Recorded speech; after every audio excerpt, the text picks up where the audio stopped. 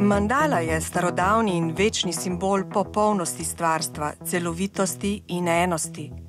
V celoto povezana različnost odpira pot do notranje harmonije in poglablja prostor zavedanja. Vanda Omejc in Gabriela Železnik sta svoje mandale postavili na ogled v mestni knjižnici Otona Župančiča v Ljubljani. Narisane so s čopičem na steklo v tehniki majhnih pik. Krog predstavlja tudi čas, kajti čas ne poteka linearno, poteka v ciklusih. Krog predstavlja začetek in konec. To pomeni našo preteklost, sedanjost in prihodnost. Mandale so narisane iz kroga, pravzaprav tudi iz tega, ker vsak posamezna pikica, ki je narejena, je krog. In to pomeni, da je v pikici spet popolna mandala. Lahko rečem, da so mandale duhovne slike, ki se izražajo skozi umetnost, kajti prvi pogled na mandale je umetnost. Poglobljen pogled v mandale je pa duhovnost. Ampak da mi spoznamo poglobljen pogled v duhovnost, gremo po posameznih stopnjah, kot so koncentracija, meditacija in kontemplacija. Koncentracija v bistvu pomeni miren, sproščen pogled v center mandale, ki v bistvu predstavlja stvarstvo ali našo absolutno zavest. Ko mi dlje časa umirjeno opazujemo mandale v center, postopno prehajamo v meditacijo. In kaj se nam dogaja? Ustavijo se naše misli in čustva. In dlje, ki to opazujemo, že postopno prehajamo v kontemplacijo, ki pomeni stik z našo dušo. Ampak to nastopi takrat, ko se naše misli in čustva popolnoma ustavijo.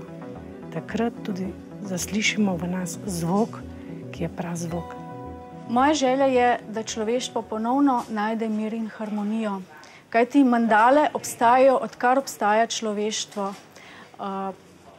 Osnovni namen mandal je, da nam pomagajo in da so nam pomoč pri koncentraciji, meditaciji, pri osebno-zrelostnem procesu in pri dvigu zavesti.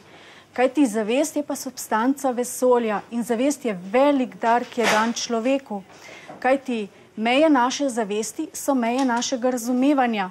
Vse, karkoli mi razumemo, kar gledamo, vse je odvisno od širine naše zavesti. Mandale so sestavljene tako, da nam lahko pri tem pomagajo. Mi smo skupna zavest, vendar mi sebe doživljamo kot ločeni, kot nepovezani s celoto. Da pa mi sebe ponovno lahko doživimo kot skupno zavest in da ponovno doživimo kot celoto, pa potrebujemo uravnoteženo delovanje leve in desne polovice možgan. Mandale so pa sestavljene tako, da nam pri tem pomagajo in nas postopno popolnoma uravnovesijo. In ko mi dvignemo svojo zavest, se počutimo svobodne. Naenkrat vidimo ves svet v drugi luči in se ne poistovetimo več z izkušnjami, z njimi doživimo drug pogled in ko mi doživimo na izkušnje drug pogled, enostavno nam niso več potrebne in odidejo. Oziroma se z njimi ne kvarjamo na tak način, ko smo se to sedaj.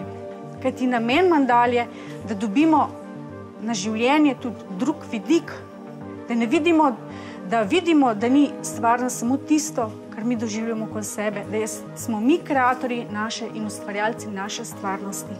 To delava že od leta 1998, ko sva se s kolegico srečali na potovanju. Mandale so mi prenesle en velik notranji mir, v bistvu stik sam s sabo, tisto veličino, da spoznaš, kdo in kaj si.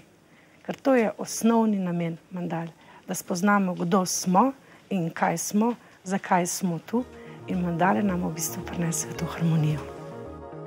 Barvite zgodbe o svetlobi, zavedanju, duhovnem popotovanju in ljubezni si lahko v mestni knjižnici ogledate še do sobote, 30. junija.